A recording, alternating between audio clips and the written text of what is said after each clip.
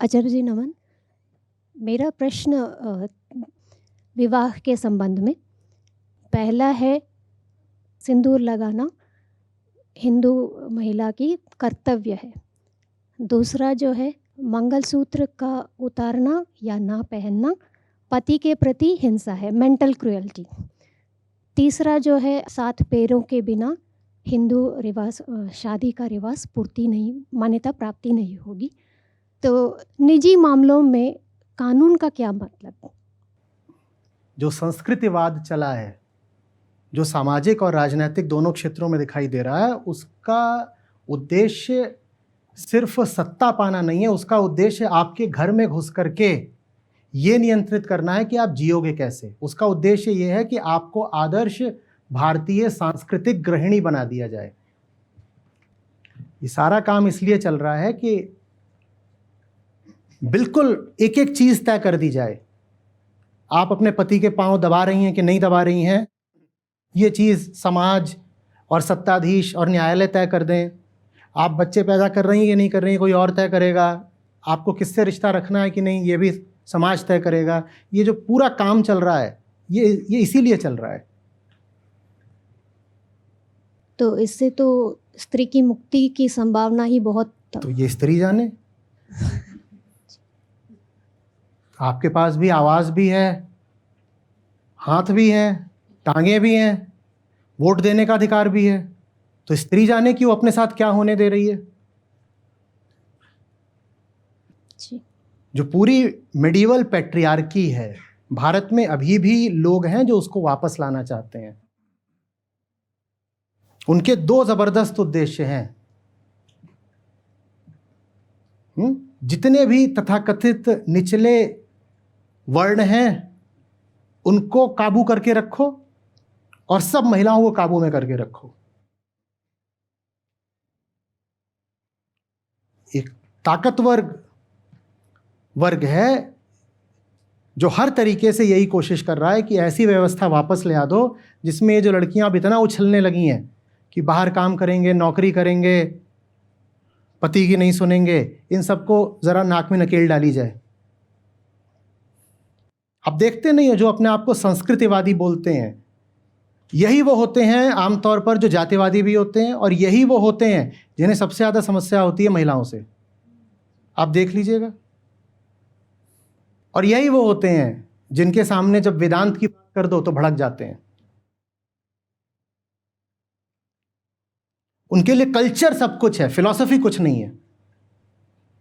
और कल्चर माने हमारे बाप दादा की जो ट्रेडिशन है वही कल्चर है बस। और हमारी दादी तो घूंघट करती थी ना, तो ये आज की लड़की ऐसे कैसे बाहर निकल रही है बिना पर्दे के। जैसे मेरे दादी रहती थी वैसे ही ये सब लड़कियां रहेंगी। मेरी दादी ने कोई पूछा था, शादी के बाद दादा का चेहरा देखा था, तो वैसे ही मेरी बेटी को भी रहना होगा।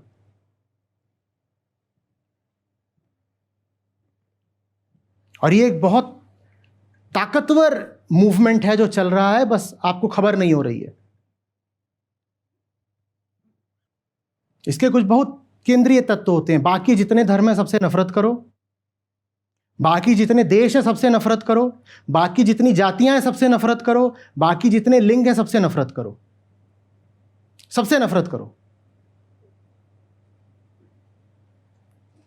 सब देशों से आके लड़ जाओ, छोटे बड़े कोई हो उनसे भिड़ जाओ, रिश्ते खराब करो। बाकी जितनी जातियां हैं उनको उनकी जगह पे डाल दो कि तू नीचा है, नीचे रह चल किसी तरीके से। और महिला को तो बिल्कुल उसके गले में पट्टा डाल के घूंटे से बांध दो और फिर कहो ये हमारे स्वाभिमान की बात है।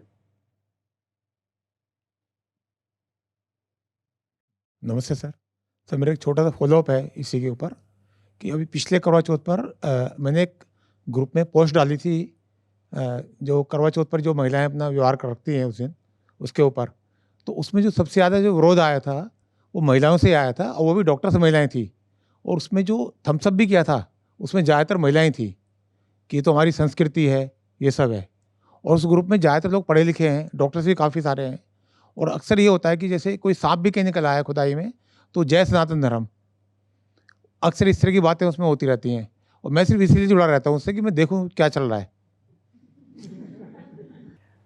जिसको हम अपनी संस्कृति बोल रहे हैं, वो क्या है, हमारे तौर तरीके। हम उसको सिर्फ इसलिए बचाना चाहते हैं क्योंकि मैं ऐसे करता हूं तो ठीक ही होगा ना, मैंने करा, मेरे पिताजी ने करा तो ठीक ही होगा ना। हालांकि अगर आप अपनी भी पुश्तों में पीछे जाएंगे तो 4 पीढ़ी पहले वो सब नहीं हो रहा होगा, पर मैंने करा, पिताजी ने करा, दादाजी ने करा, जो कुछ भी करा वही सत्य है, वही ठीक है, वही उचित है, वही श्रेष्ठ है। तो मेरी दादी मानती थी कि सांप को दूध पिलाना है, तो बात सही होगी। क्यों? क्योंकि मेरी दादी है। मेरी दादी गलत कैसे हो सकती है? देखते नहीं, तर्क आता है। हमारे पूर्वज कुछ करते थे, वो क्या गलत करते थे? क्यों नहीं गलत कर सकते? इतना कुछ तो जानते ही हम क्यों गलत करते थे, तो क्यों नहीं गलत कर सकते? इंसान ही थे ना, हम गलतियां करते हैं ना, जैसे हम गलतियां करते हैं वैसे कोई भी गलती कर सकता है। पर ईगो क्या बोलती है? वही जैसे देख, मेरा बाप गलती नहीं कर सकता, मेरी परंपरा गलत कैसे हो सकती है? तुम अपनी हालत देखो, तुम्हारे पिताजी ने कोई गलती नहीं करी होती तो तुम ऐसे क्यों होते? अगर तुम्हारे पिताजी ने सब कुछ ठीक ठाक ही करा होता तो तुम भी ढंग के आदमी होते ना। हमारे पास उपनिषद है, हमारे पास गीता है, हमारे पास षड दर्शन है, लेकिन हम उसकी कोई बात नहीं करना चाहते। हम बात किसकी करते हैं? संस्कृति और परंपरा की।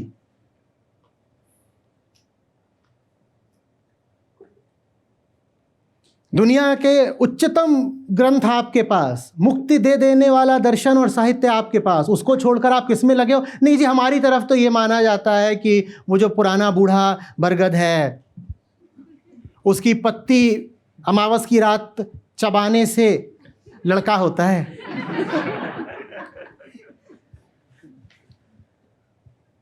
और जो ये कर रहा है उसको हम कहेंगे बहुत रिलीजियस है, बहुत रिलीजियस है। ये रिलीजन है? अगर वो रिलीजन है तो फिर भगवत गीता क्या है? भगवत गीता से हमें कोई मतलब नहीं। अमावस की रात बूढ़े बरगद की पत्ती चबाने से लड़का पैदा हो जाएगा। सर, गाय के पेशाब में वो सोना निकालते हैं, थोड़ा ये भी धर्म है।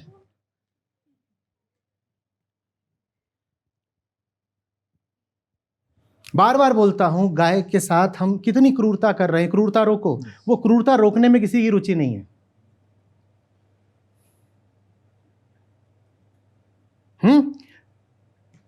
मैं कहता हूं, ये जो दूध की पूरी प्रक्रिया है, इसमें कितनी क्रूरता है, तुमने दूध पीने से पहले देखी क्या? तो मुझसे बोलते हैं अगर दूध नहीं पिएंगे तो कोई गाय पालेगा नहीं, ऐसे तो गाय की प्रजाति विलुप्त हो जाएगी। अच्छा, मां बोलते हो मां दूध नहीं देगी तो मां को पालोगे नहीं? तुम बताओ फिर। तुम कह रहे हो कि अगर दूध नहीं पियोगे तो तुम गाय को पालोगे नहीं, और तुम गाय को मां भी बोलते हो। तो ये कौन सी मां है जो अगर दूध नहीं देगी तो तुम घर से निकाल दोगे? अगर सचमुच मां है तो दूध लिए बिना पालो ना। अगर सचमुच मां का दर्जा दिया है तो दूध लिए बिना क्यों नहीं पालते?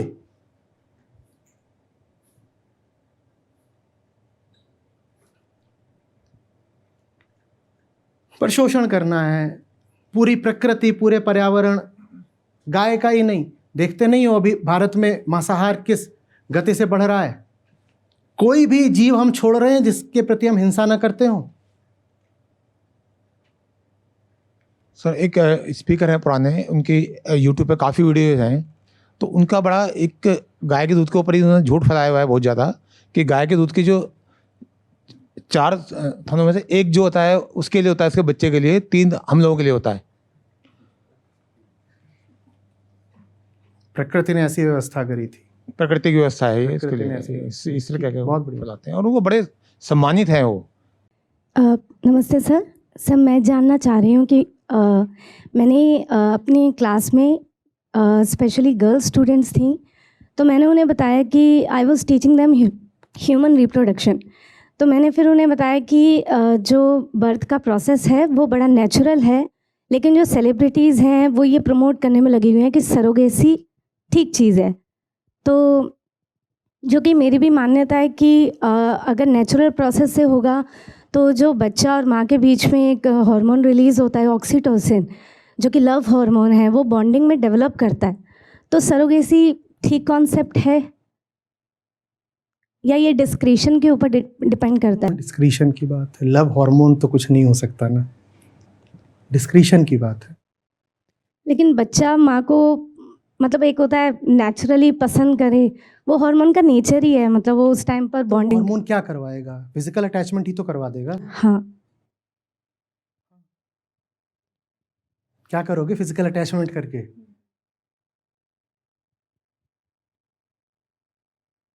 क्या करोगे? मैं सरोगेसी की वकालत नहीं कर रहा, पर ये जो बात होती है कि वो फिजिकल अटैचमेंट होना ही चाहिए, उससे करोगे क्या?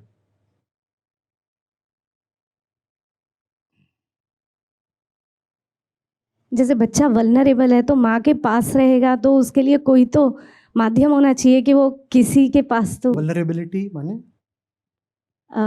असक्षम है। हाँ, तो असक्षम है तो माँ जाकर उसकी जो भी सेवा शुश्रूषा है कर देगी, वो तो करेगी ही माँ।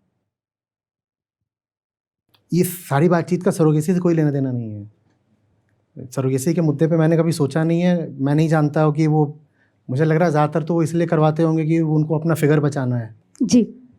तो वो उस पर अगर कभी चर्चा होगी तो हम उसकी धज्जियाँ उड़ा सकते हैं कि फिगर बचाना है, ये करना है, वो करना है, मूर्खता। लेकिन ये जो बात है ना कि आप लगी हुई हैं किसी बहुत अच्छे काम में, आप कैसे दोगे अपने जीवन के 2 साल पूरे कम से कम निकाल करके कि पहले 9 महीने गर्भ में रहे, फिर उसको ब्रेस्ट फीडिंग करानी है तो इसके लिए भी वो हमेशा साथ रहे? बोलो कैसे करोगे? नहीं हो पाएगा। तो फिर जो बात आती है ना कि महिलाएं क्यों आश्रित रह गईं, क्यों उनका शोषण हुआ। एक बार मैंने बोल दिया था the function of reproduction must move outside the woman's body, बड़ा हल्ला मचा, बोले अरे ये क्या बोल दिया, जबकि यही सही बात है। ये मानव शरीर है, ये उसका उच्चतम इस्तेमाल थोड़ी है कि गर्भ में बच्चा लेके घूम रहे हो 9 महीने तक।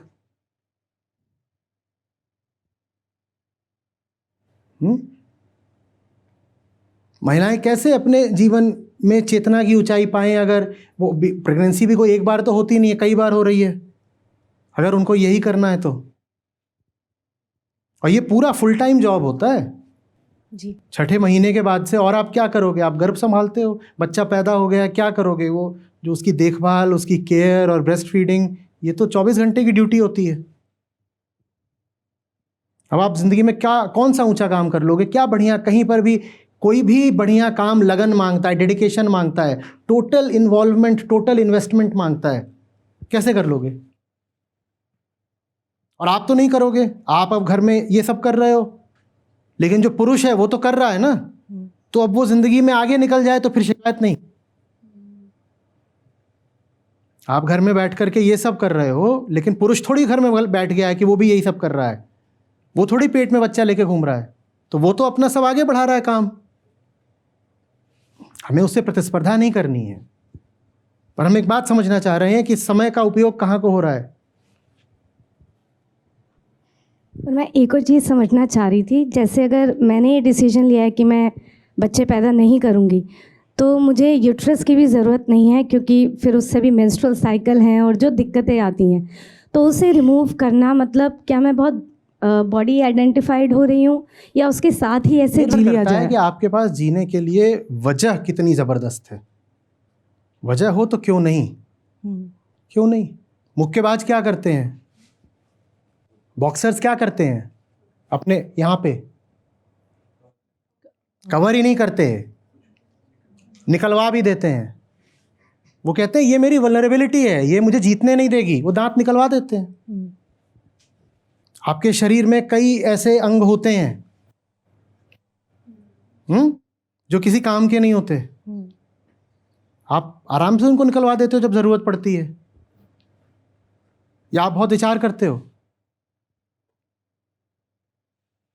क्या बोलते हैं डॉक्टर साहब ऐसे पार्ट्स को? वेस्टिजियल ऑर्गन्स, जिसमें से प्रमुख कौन सा होता है जो पेट में दर्द करता है? अपेंडिक्स। अब उसको लेके घूमो, अपेंडिसाइटिस और हो जाए तो आप कहते हो मेरी जिंदगी में इसकी कोई उपयोगिता नहीं है, बल्कि ये मेरे लिए बोझ है, तो आप निकलवा देते हो ना। मैं इस पे कोई निर्णय नहीं दे रहा, ना मैं इन बातों को जानता हूं, एक सिद्धांत की बात बता रहा हूं जिसके आगे आपका अपना डिस्क्रिशन है, आपका अपना विवेक है। इसके मेडिकल भी कॉन्सिक्वेंसेस क्या हैं मैं वो भी नहीं जानता पूरी तरह।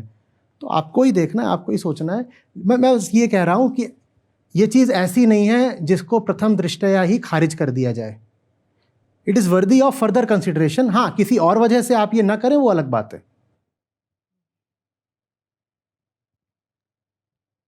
है ना कि नाचन निकली बापुरी घूंघट कैसा होए, तो वैसे ही उस जहां घूंघट है वहां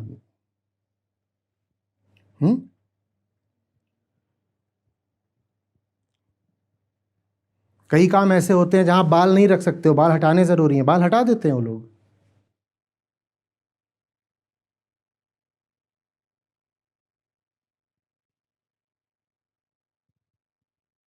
बिल्कुल, मुझे मालूम है इस पर किस तरीके के प्रतिवाद आएंगे, आ ही रहे होंगे बहुतों के। क्या आप बाल की तुलना गर्भाशय से कर रहे हैं? मैं भी इतना, आप अगर समझ सकते हो तो मैं भी समझ सकता हूं। मैं एक मोटी मोटी बात बोल रहा हूं, आगे आपको सोचना है।